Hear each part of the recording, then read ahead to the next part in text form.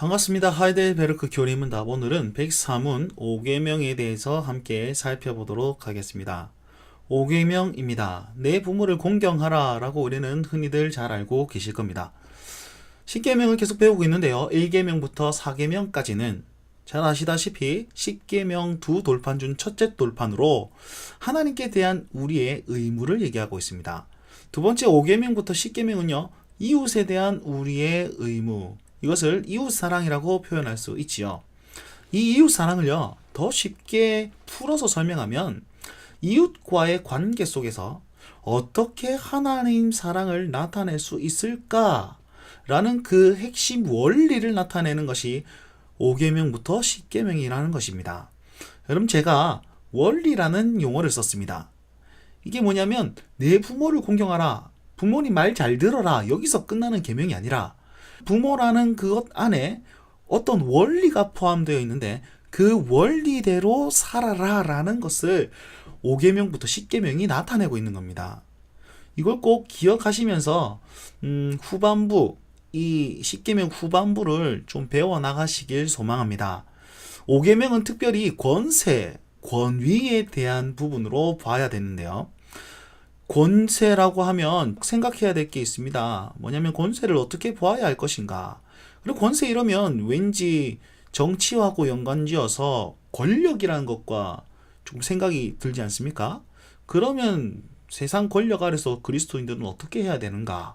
세상 권력은 믿는 사람이 아니지 않습니까? 그럼 악인의 권세에 대해서 우리는 어떠한 반응을 가지고 어떠한 행동으로 나타내야 되는가? 이런 모든 질문들이 이 권세라는 것 안에 다 포함된다는 것입니다. 거기에 대해서 핵심 원리를 가르쳐 주는 것이 5계명입니다. 하나님께서 세상에서 이루어 나가시기 원하시는 사회의 모습이 어떠한가? 그것에 대해서 5계명이 잘 제시해 주고 있다는 사실을 염두에 두셨으면 좋겠습니다. 5계명입니다. 5계명에서 하나님께서 원하시는 것은 무엇입니까? 104문에서는 위에 있는 권위에 대해서 합당한 순종과 인내를 하는 것이다 라고 답변하고요. 5계명을 조금 더 세부적으로 살펴보면 하나님 나라를 확장하는 사명이 이 안에 포함되어 있습니다. 이걸 좀 더 자세히 살펴보도록 하겠습니다. 104문 5계명에서 하나님께서 원하시는 것은 무엇입니까? 앞서 말씀드린 대로 5계명은 권위나 권세에 대한 핵심 원리를 가지고 있습니다. 로마서 13장에 보면 이 권세는 하나님께만 있다라고 얘기하고 있습니다. 그럼 이 하나님이 권세를 꾹 가지고 있고 자기만 이렇게 누리고 있습니까? 아니요. 하나님께서는 이 권세를 이양하십니다. 생물학적 권위를 주시고 사회학적 권위를 주십니다. 생물학적이란 말은 뭐냐면 쉽게 말해서 내 부모님을 말하는 겁니다. 여러분 태어날 때 부모님 투표해서 얻으셨습니까? 아니지 않습니까? 태어나 보니까 이분이 내 부모님이구나 이렇게 여겨졌지 않습니까? 이게 뭐냐면 하나님께서 내 부모님에게 특별한 권세와 권위를 주셔서 나를 잘 양육할 수 있도록 보내주신 하나님의 사람이다 라고 봐야 된다는 것이죠. 두 번째, 사회학적 권위는 투표하고 선거하여서 선출하는 거 있지 않습니까? 뭐 정치 지도자들이나 아니면은 교회의 직분자들이나 아니면 우리 공동체의 회장들, 그 모든 것이 사회학적 권위입니다. 내가 뽑았지만 내가 세운 게 아니라 하나님께서 권세를 주셨기 때문에 그가 직분을 감당하고 그가 어떤 위치에 서게 되었다. 이렇게 봐야 된다는 것이죠.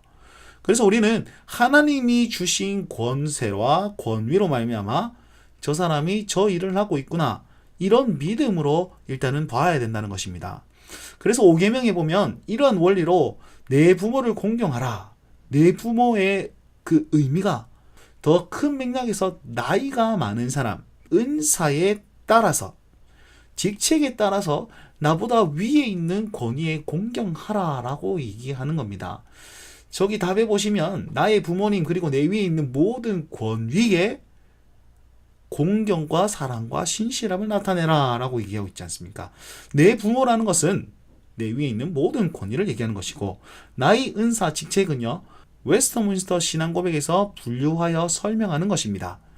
요거를 어느 배경이냐면 가정과 교회와 국가에 있어서 나보다 위에 있는 권위에 공경하라고 말씀하고 있는 겁니다. 이것을 성경은 뭐라고 얘기하냐면 직분자로 표현하고 있습니다. 아니 그러면 정치 지도자가 어떻게 직분자가 됩니까? 구약 성경에 보면 왕적인 직분이 있었죠. 그 왕의 직분, 그걸 하나님께서 세우신 겁니다. 기름 부음 받은 자, 왕이거든요. 그것을 직분자이지 않습니까? 마찬가지로 정치를 담당하고 있는 모든 지도자들도 하나님께서 세우신 사람이다 라고 생각하면 그분을 직분자로 생각할 수 있다라는 것입니다. 물론 목사나 장로나 집사라는 그런 교회적인 직분을 의미하는 것은 아닙니다. 하나님께서 세우신 사람이다 라는 것을 말해서 직분자로 표현하는 것입니다. 자, 이제부터는 내 부모를 공경하라 할 때 내 부모를 직분자로 말씀드리도록 하겠습니다. 여기 우리가 공경해야 될 직분자가 있습니다. 더 쉽게 얘기하면 나보다 위에 있는 권위를 가진 사람들입니다. 여기 내가 있습니다. 그러면 교리문답은 나는 직분자에 대한 태도가 어떠해야 된다고 가르칩니까? 첫 번째, 공경하라 라고 얘기하고 있습니다. 모든 공경과 라고 되어 있어요. 그래서 이거는 묻지도 따지지도 않고 그냥 공경해야 되는 겁니다. 직분자이기 때문에. 그런데 이 공경이라는 것은 복종과는 다릅니다. 공경은 존경심을 담은 순종 혹은 존경심을 담아서 따라가는 그것입니다. 사장님이 월급이라는 그 힘으로 나에게 이런 일을 시킬 때 그건 공경이 아니죠. 억지로 하는 거죠. 무엇 때문에 하는 거지 않습니까? 공경은 다른 겁니다. 하나님께서 세운 권위로 존경하라는 것입니다. 두 번째로는 그를 사랑하라 라고 얘기하고 있죠. 미워함이 아니라 일단 사랑으로 품고 나아가라는 것입니다. 마지막, 모든 신실함을 나타내라. 신실하다는 뜻은 변함없다는 뜻입니다. 이걸 앞서 설명하면 이 직분자가 돈이 있든지 나이가 있든지 그것과 상관없이 돈이 없어도 그를 공경해야 되고 나이가 많이 들어서 힘이 없어도 그를 공경해야 한다는 것입니다. 변함없이. 그 근본은 어디에 있죠? 하나님께서 세우셨기 때문에. 그러면 내가 직분자에 대한 태도가 이러하다면 직분자는 자기 마음대로 해야 됩니까? 아니죠. 교리문답은요, 직분자의 한계를 분명하게 나타내고 있습니다. 보시면 좋은 가르침과 징계에 대해서 합당한 순종을 하라라고 얘기하고 있죠. 그럼 나쁜 가르침은요, 순종하면 안 됩니다. 좋은 징계가 나쁜 징계는요, 절대로 순종하면 안 되죠. 이것은 뭐냐면 직분자가 죄를 저질렀어요. 하나님이 기뻐하는 일을 행하지 않습니다. 그러면 복종하면 안 되죠. 그래서 그 한계로 보면 좋은 가르침과 좋은 징계에 대해서만 순종하라고 교리문답은 가르치고 있습니다. 그리고 이들도 사람이기 때문에 약점과 부족한 점이 있겠죠. 여기에 대해서는 어떻게 해야 됩니까? 여기에 대해서는 직분자를 공경하고 사랑하고 신실하게 대함으로 인내하셔야만 합니다. 이거는 직분자가 죄를 지었다가 아니에요. 그가 내가 생각하고 내가 판단하기에 강점만 있는 사람이 아닐지라도 약점이 있고 부족하더라도 기도하고 공경하고 사랑하고 변함없이 그를 기다려줄 수 있는 것입니다. 그래서 한번 잘 보시면 직분자는요, 합당한 태도를 겸비할 필요가 있습니다. 이 빨간색을 잘 보십시오. 직분자에 대해서 우리는 순종하고 인내해야 되며 직분자는 합당한 태도를 겸비하셔야 됩니다. 왜냐하면 약점과 부족한 점이 있기 때문에. 그리고 이 중간에 가장 핵심적인 거로 보아야 될 것이 뭐냐면 하나님을 통해서 보아야 된다는 것입니다. 내가 직분자를 볼 때 하나님을 통해서 볼 때에 하나님이 이 직분자에게 권세, 권위를 허락하셨고 이 직분자는 나에게 그 권위로 하나님의 일들을 행하고 그럴 때에 하나님이 나에게 일하는 것으로 나타나진다는 것입니다. 교리문답 보십시오. 그들의 손을 통해 우리를 다스리시는 것이 하나님의 뜻이기 때문입니다. 라고 얘기하고 있습니다. 모든 것을 하나님을 통해 보았을 때에 우리는 하나님의 뜻을 발견할 수 있습니다. 요 사실 반드시 기억하시면서 이것이 이 사회에서 살아가는 우리의 모습이구나 꼭 기억하셨으면 좋겠습니다. 한 가지 더 살펴볼 것이 있는데요. 5계명입니다. 내 부모를 공경하라. 그러면 너의 하나님 나 여호와가 내게 준 땅에서 내 생명이 길리라 하신 것입니다. 출애굽기 20장 12절 말씀입니다. 참고로 지금 하는 내용은 교리문답에 나와 있지는 않습니다. 웨스트민스터 신앙 고백서에 나오는 내용들을 여러분들에게 간략하게 조금 설명하고자 제가 넣은 겁니다. 참고하시면 좋겠습니다. 앞서서 부모 공경을 배웠습니다. 부모를 공경하는 것은 직분자, 위에 있는 권위에 순종하고 인내하는 것이라고 우리가 배웠죠. 성경은요, 내 부모를 공경하면 어떤 유익을 주냐면 내 생명이 길리라 장수의 복을 허락하셨습니다. 여러분 지금 뭐 백세 시대라 하는데 부모님을 공경하면 120살까지 산다 이런 뜻일까요? 이 출애굽기 20장을 잘 살펴보면 또 다른 의미가 포함되어 있습니다. 자 보시면 너의 하나님 나 여호와가 말씀하셨죠. 하나님 여호와는 어떤 분이시냐면 이 당시 출애굽기 당시는 출애굽을 이루신 구원의 하나님이 말씀하신다라는 것이고 내게 준 땅에서라고 얘기하고 있죠. 이 땅은 어느 땅이냐면 가나안 땅을 얘기하고 약속의 땅을 의미하는 것입니다. 우리에게는 어떤 땅이죠? 저 천국 소망을 말할 수 있겠죠. 그리고 내 생명이 길리라. 이건 개인의 생명을 얘기하는 것이 아닙니다. 이스라엘 전체의 생명을 말하는 것입니다. 길다라고 했습니다.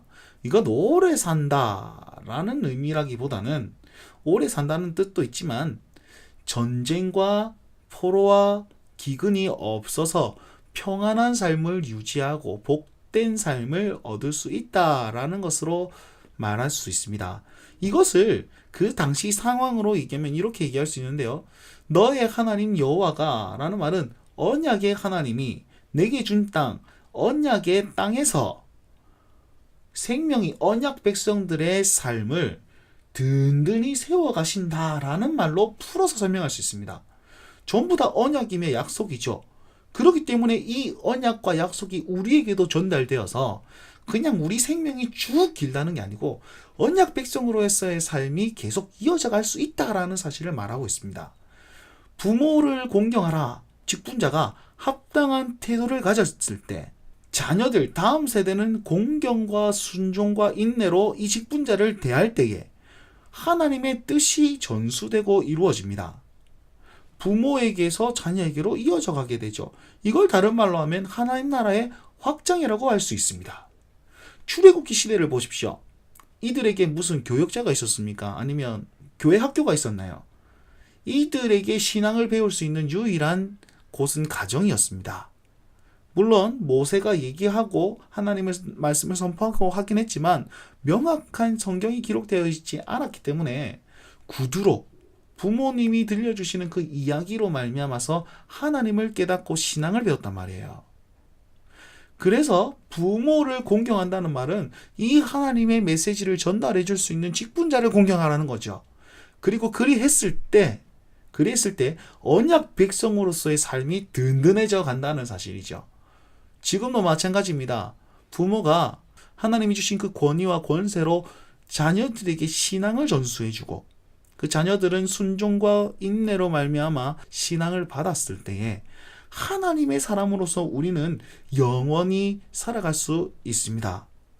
이 사실 꼭 기억하시면서 이 땅에서 오랫동안 잘 사는 길은 우리가 신앙을 전수하며 추구해야 하는 일이라는 사실, 하나님 나라 확장이라는 사실을 꼭 기억하시면서 직분에 대해서 부담감을 가지시고 합당한 태도를 가질 수 있도록 노력하시며 자녀들은 그 직분자에 대해서 공경하고 순종하고 인내할 수 있도록 하나님을 통해서 그 사람을 볼 수 있도록 믿음의 훈련을 많이 하셨으면 좋겠습니다. 생각해 볼 질문입니다. 생각해 볼 질문으로 우리 함께 좀 복습해 보도록 합시다. 5계명에서 말하는 내 부모는 누구를 칭하는 말입니까? 그리고 우리가 부모를 공경한다는 것은 무엇을 의미할까요? 세 가지가 있었습니다. 세 가지가 있었고 또 이들이 악할 때 어떻게 하라라는 104문의 내용들을 생각해 보십시오.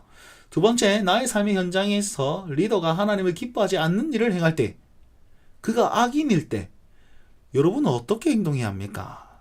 세 번째입니다. 5계명과 하나님 나라의 관계를 설명해 보시고요. 하나님 나라를 위해 우리가 구체적으로 해야 할 일은 무엇인지 자기 삶에 적용하여서 나누어 보십시오. 자, 5계명을 함께 살펴보았습니다. 내 부모를 공경하라. 내 위에 있는 권세에 대해서 공경하라.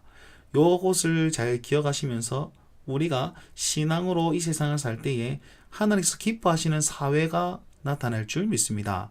그 사회를 잘 일궈낼 수 있는 믿음의 사람 되시길 간절히 바랍니다. 여기까지입니다. 감사합니다.